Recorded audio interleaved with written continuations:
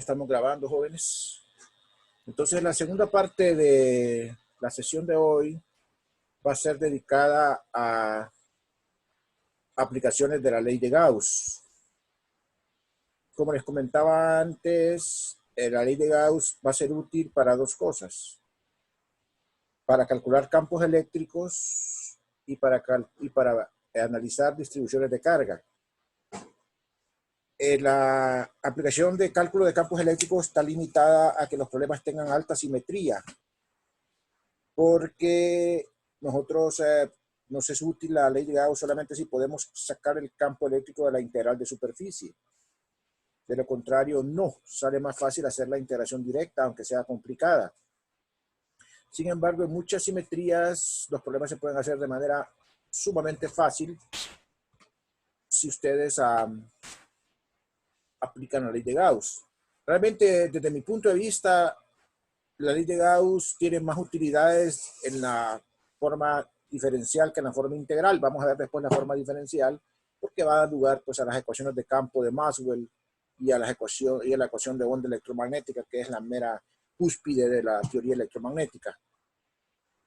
Entonces, vamos a comenzar con un ejemplo, y es un plano infinito. Ya nosotros habíamos hecho la estimación de este campo cuando vimos el disco, y nos fuimos a un límite en el cual la distancia al disco era muy pequeña comparada con el radio, y nos dio una relación ahí para el plano infinito. Entonces tenemos aquí una carga positiva. Entonces esa carga generaría campo saliendo de ella para arriba y para abajo. O sea, el campo sería hacia arriba para z mayor que 0 y hacia abajo para z menor que 0. Entonces lo que nosotros hacemos es que analizamos primero la simetría siempre. Son dos cosas que tenemos que saber. Número uno, ¿hacia dónde va el campo eléctrico? ¿Cuál es la dirección del campo eléctrico? Y número dos, ¿de qué variable va a depender el campo eléctrico? Repito, ¿hacia dónde va el campo eléctrico y de qué variable va a depender el campo eléctrico? Porque de eso va a depender cuál sea la escogencia adecuada, la escogencia idónea de la figura gaussiana que nos va a servir para calcular dicho campo. En este caso, el análisis de simetría, fíjense bien, nosotros tomamos, por ejemplo, dos elementos diferenciales de carga. Dado un elemento diferencial, siempre del otro lado hay uno equidistante, de igual magnitud y que está a la misma distancia del punto, y que producen elementos diferenciales de campo de esta manera. Pueden ver ustedes que en este caso las componentes que son paralelas al plano se van a cancelar a la hora de sumar, porque por pares se van a ir cancelando a la hora de sumar. Entonces, realmente solamente va a quedar la dirección, el campo en dirección Z, o sea, perpendicular al plano. Digo dirección Z porque escogí el sistema de ejes cartesianos aquí, X, Y, Z, Z perpendicular al plano. Entonces no va a haber componente ni en X ni en Y, porque la simetría así dice. Fíjense que si el plano hubiera sido finito, no hubiéramos podido hacer eso, porque no hay siempre, dado un elemento de Q, no hay siempre otro equidistante del otro lado que pueda cancelarse así. Entonces, la ley de Gauss no serviría para un plano finito. Tendrían ustedes que hacérsela a pie, a puro rebote de calcetín, integrando el plano finito. Y es más, de hecho, sí se hace el plano finito, integrando directamente. No se puede hacer por la ley de Gauss. Entonces, aquí está escrita la explicación que dije ahorita. La voy a traducir al buen castellano. Al ser el plano infinito, siempre habrán dos porciones simétricas de carga que ocasionen DE, como en la figura. Al sumar las contribuciones, las componentes tangenciales al plano XY se cancelarán y solo quedarán las perpendiculares, entre paréntesis eje Z. Por lo tanto, el campo va a ser Z unitario para Z mayor que 0 y menos Z unitario para Z menor que 0. O sea, va a ser hacia Z positivo arriba y hacia Z negativo abajo. O sea, no va a tener componentes ni X ni Y. No va a tener componentes tangenciales. Esto es importante que lo comprendan para poder usar la ley de Gauss. Ok, vamos a lo segundo ahora. Además, dado que todos los puntos del plano son físicamente indistinguibles por su naturaleza infinita, entonces, E no depende ni de X ni de Y. ¿Qué significa? Significa que si nosotros nos movemos hacia la derecha, vamos a ver siempre lo mismo. Y si nos movemos a la izquierda, también. Si nos movemos hacia enfrente y hacia atrás, igual. Vamos a ver todos los puntos equivalentes físicamente. Vamos a ver la misma distribución de carga para todos lados que miremos. Como si fuera un mosaico. Imagínense un mosaico con un montón de cuadrículas, con un montón de ladrillos cuadriculados. Si ustedes caminan en un mosaico infinito, van a ver para donde se muevan a lo largo del mosaico, a lo largo del piso, van a ver igual. Entonces, es físicamente simétrico. Entonces, el campo no puede depender de qué punto en X y Y ustedes se ubiquen. Entonces, por eso no va a depender ni de X y Y.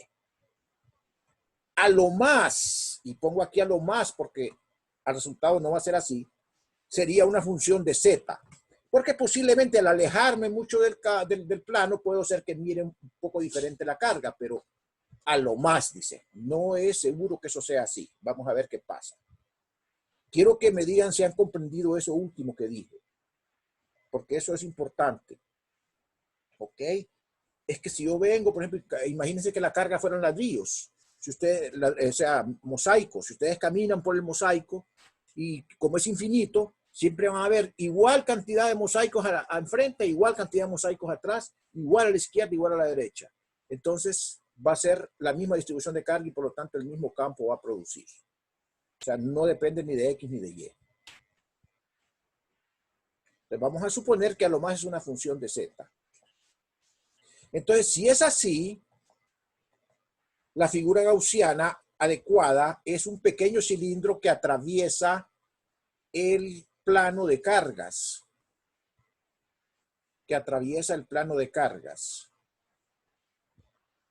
Entonces, nosotros tenemos acá este cilindro. Miren, imagínense que es una lata de Vicks, una lata de Vicks, una lata de mentolina, y que ustedes la hacen que corte una hoja. La hoja es el plano de carga.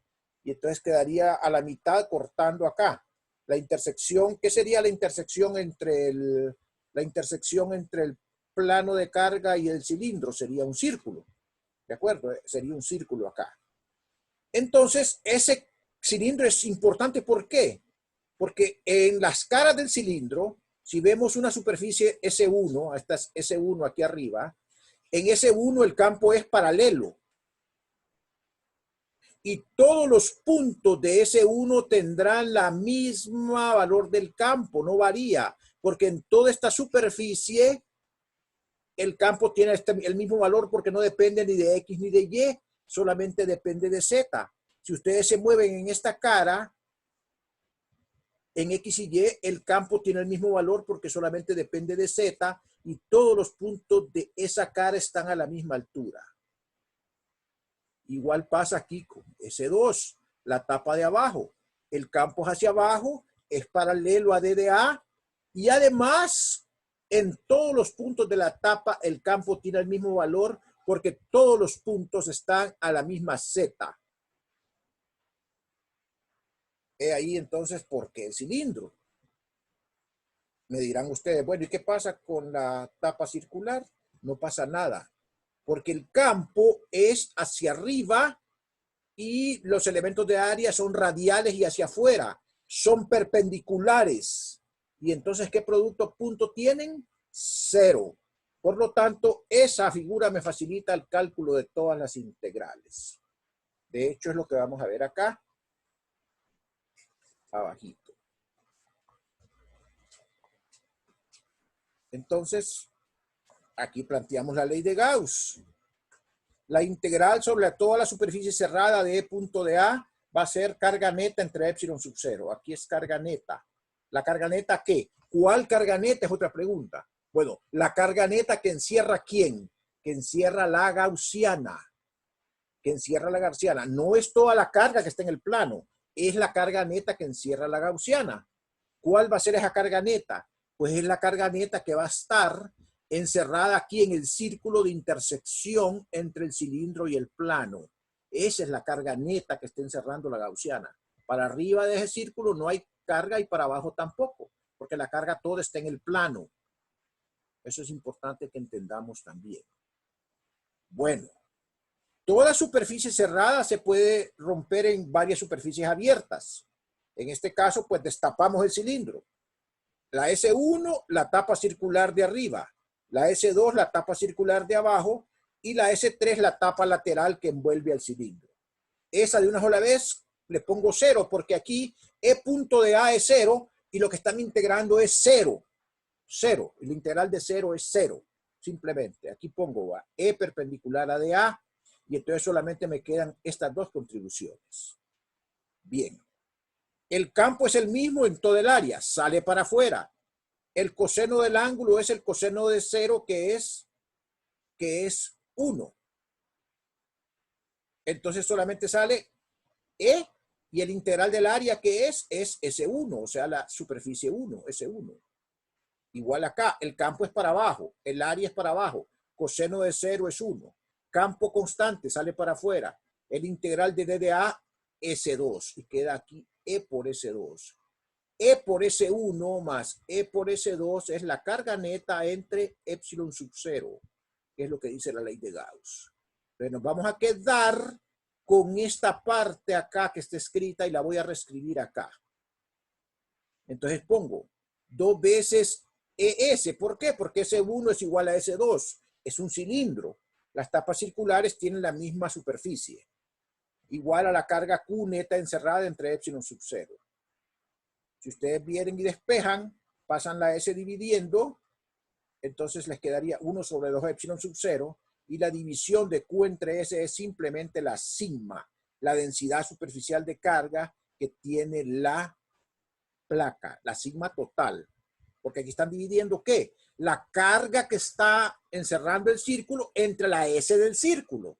Cualquier cantidad de carga entre su correspondiente superficie da la densidad cuando es uniforme. Entonces esto es sigma entre 2 epsilon sub 0, que fue el mismo resultado que obtuvimos después de que tomamos el límite cuando calculamos el campo de un disco. El límite para puntos muy cercanos, para los cuales es equivalente a ver un plano infinito. ¿Alguna pregunta aquí ahorita, jóvenes, antes de pasar al siguiente ejemplo?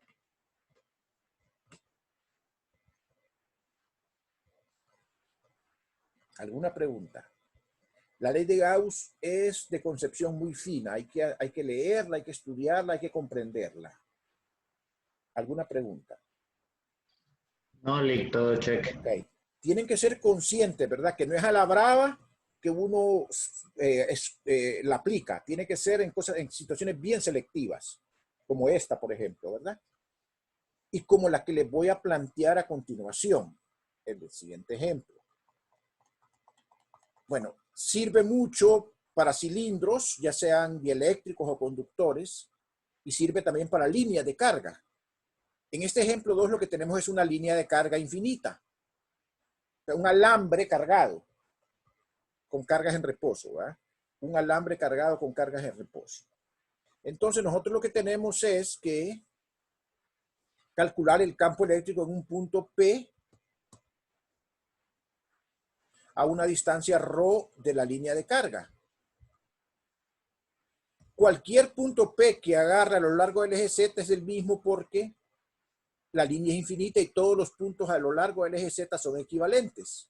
Entonces no importa cuál tome, todos los puntos son equivalentes. Entonces voy a definir un vector unitario ρ acá que va en dirección de ρ, que es radial y hacia afuera, y la dirección Z va a ser la dirección de la línea. Vamos a suponer que la línea tiene una lambda, o sea, una densidad de carga coulomb por metro uniformemente distribuida en toda ella. Y entonces, como siempre, vamos a analizar la simetría. Primero la simetría, no se les olvide. primero la simetría antes de tirarse a escribir las integrales. Bueno, si yo agarro dos pedacitos de carga situados en forma simétrica respecto al punto P, donde voy a calcular el campo, o sea, la misma distancia, voy a ocasionar dos diferenciales de campo orientados como estos. Y siempre, dado uno, va a haber otro, porque la línea es infinita. Eso va a generar un campo como el de acá. Es decir, las componentes paralelas a la línea a la hora de sumar se van a cancelar. Y solamente va a quedar la componente perpendicular a la línea. Es decir, la componente que va en la dirección de ρ unitario. Eso es ya haber ganado la mitad del problema. Aquí lo voy a leer porque aquí estoy escribiendo lo que dije antes. Para cada elemento de línea con DQ hay otro simétricamente opuesto que genera un diferencial de campo de igual magnitud, por lo que las contribuciones paralelas a la línea se cancelan a la hora de sumarlas. ¿Y eso qué significa? Que el campo eléctrico es un ρ por ρ unitario, o solamente. Tiene componente ρ, no tiene componente en Z. Es radial y hacia afuera. O sea, como que si el alambre salieran radialmente hacia afuera, línea de campo. Y ya ganamos con eso porque ya sabemos, ¿verdad?, cuál es la dirección del campo. Ahora vamos a la otra parte, y es saber de qué depende el campo para poder escoger adecuadamente la figura gaussiana. Además, todos los puntos a lo largo de la línea son físicamente indistinguibles, por lo que E no depende de Z. Eso está claro. Si yo me muevo como si fuera caminando por sobre un alambre, y voy a ver igual atrás e igual adelante, la misma carga atrás y adelante porque es infinita. Entonces E no va a depender de Z. Ahí estamos claros. Pero además, imagínense que ustedes pueden irle dando vuelta al alambre, rodeándolo, viéndolo desde diferente ángulo. ¿Qué va a pasar? Si ustedes rotan de diferente ángulo, van a ver la misma carga, van a ver igual, no van a ver nada diferente. Por lo tanto, eso hace de que la distribución no dependa del ángulo phi. No depende del ángulo phi. Si no depende de Z, ni depende de phi, solamente va a depender a lo más de la distancia ρ de la línea de carga al punto de campo. Por eso es que el problema yo lo puedo hacer en el plano de la hoja de papel.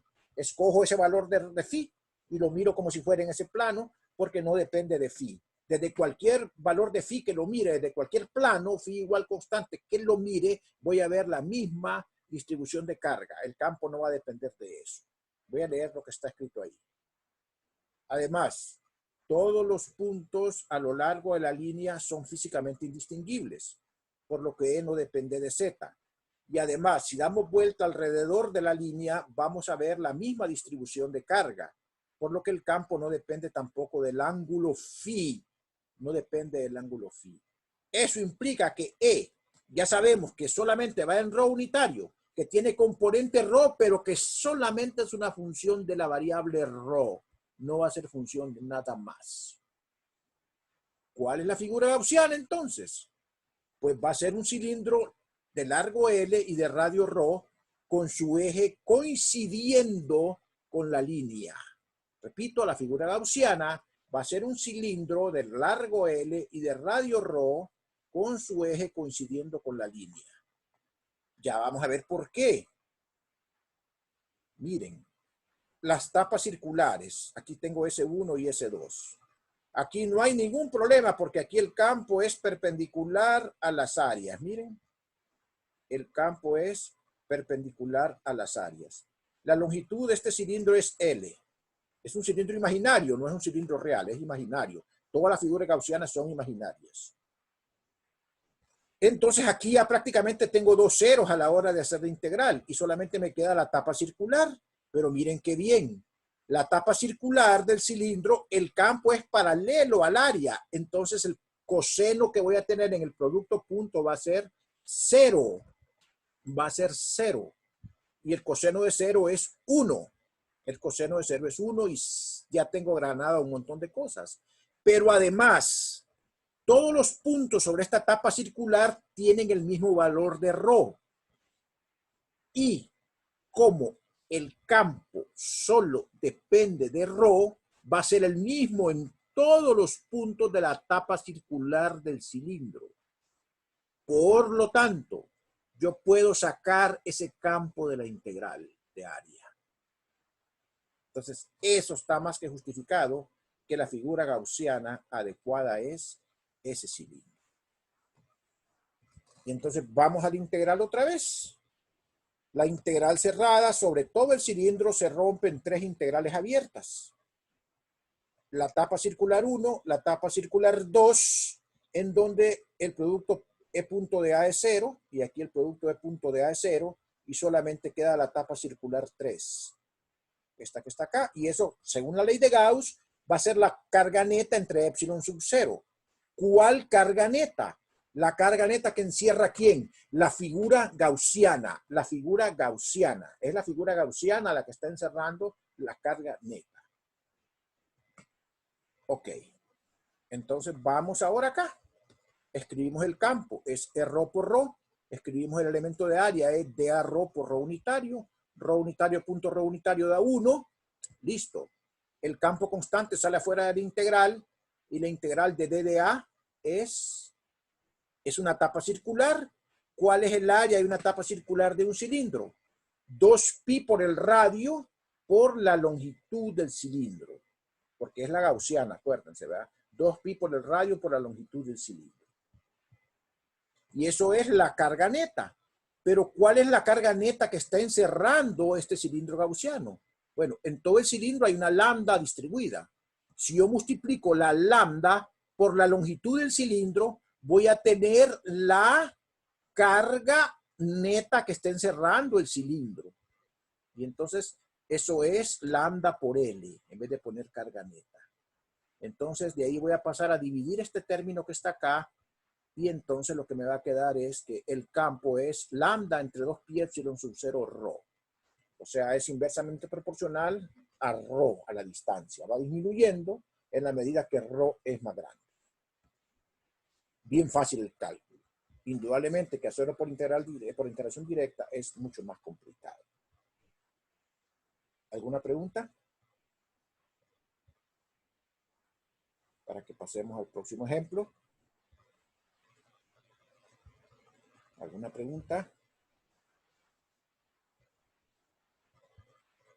Realmente la ley de Gauss es una genialidad, ¿verdad? Es decir, es una cuestión increíblemente genial, al igual que muchos descubrimientos en la física, ¿verdad? Es decir, es una cuestión realmente genial, es admirable.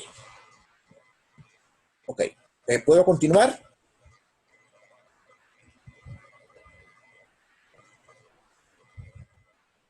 Hola, no sean tímidos, contéstenme. ¿Puedo continuar? Hola. Sí, Lick, dele. Es que me siento como hablando solo por acá. Es que tenemos que activar los micrófonos siempre. Es cierto, sí, cuesta un poquito, ¿verdad? Pero bueno, usted es mi retroalimentador y si alguien no me dice más, entonces asumo que sí. ¿De acuerdo? Dele. Vamos para adelante, pues. Ok, el último ejemplo, 3. Fíjense bien. Una esfera con un agujero esférico concéntrico. La parte de la esfera con materia es conductora y tiene radio R. ¿Cómo se las cuento hacia lo Walt Disney? Es como una dona, pero no una dona, porque una dona es un toroide, ¿verdad? Es como un corte de una dona. ¿Ok? ¿Cómo sería una de esas que le ponen a los tornillos? Una arandela, una arandela a la que le ponen a los tornillos para que se fijen, eso sería. O sea que aquí donde voy a marcar con el lápiz, aquí,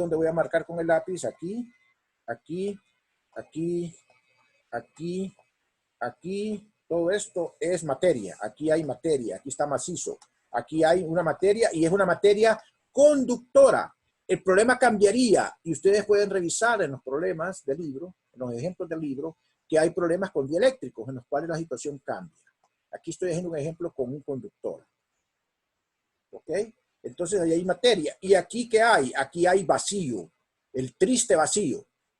Y en el mero centrito del vacío hay una carga más Q colocada. Y entonces vengo yo con una jeringa, le inyecto 3Q al conductor, más 3Q, más 3Q al conductor. Y entonces vamos a ver qué pasa. Vamos a ver qué pasa con esa situación, ¿ok? Aquí entonces queda claro, es como que ustedes cortaran una dona y la vieran así, no un corte a lo largo, sino que transversal, y vieran la sección circular de la dona, ¿ok? Y entonces aquí quedaría el vacío, ¿ok? Es exactamente una arandela, un disco perforado en el centro. Ok, entonces nos piden varias cosas. Voy a poner el borrador para que no nos molesten esas líneas ya. Ya comprendieron ustedes que eso era así.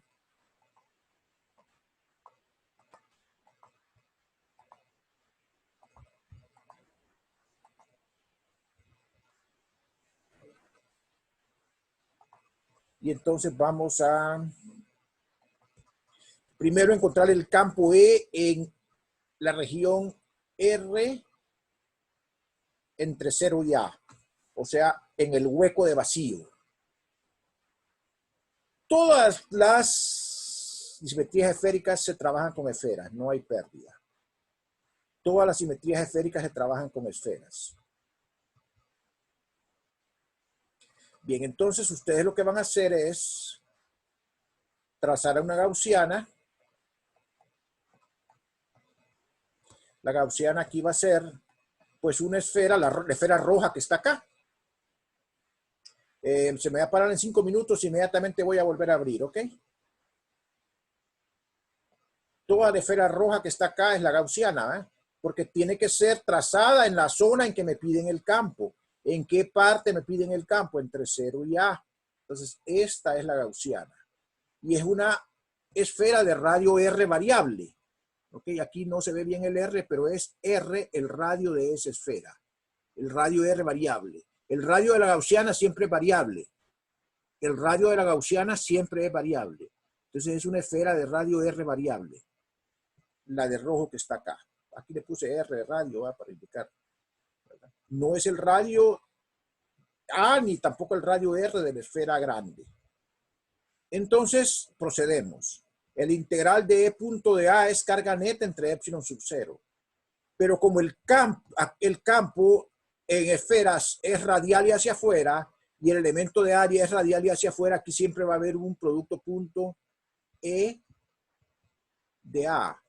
Y como en las esferas, en las simetrías esféricas, el campo solo depende de R, entonces yo para la esfera que está acá, para la gaussiana, para la roja, todos los puntos de la roja tienen el mismo valor de R y por lo tanto tienen el mismo valor de E. Entonces va E fuera del integral y lo que integro es el elemento de área. Y el área de una superficie esférica es 4pi por R al cuadrado. 4pi por R al cuadrado. ¿Cuál R? El R de la gaussiana. El R de la gaussiana. Y esto es la carga neta. ¿Cuál es la carga que está envolviendo a la gaussiana? Pues es la carguita Q que está en el mero centro de la esfera. ¿Ok? Que está puesta acá. Y entonces solo despejo y vamos a tener aquí Q entre 4pi epsilon 0 R cuadrado. Voy a dejar ahorita, antes que se acabe el tiempo, si quieren preguntar sobre este inciso. Y luego voy a cerrar la sesión y voy a abrir una para terminar en unos 10 minutitos lo que nos hace falta. ¿Está claro este inciso? Abran sus micrófonos si quieren para que contesten, o contesten uno y los demás para asegurarme por lo menos que hayan escuchado. Sí, licenciado.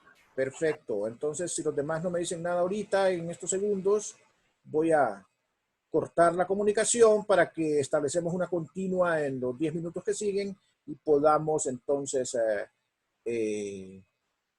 terminar el problema. ¿Ok? Entonces, voy a cortar la comunicación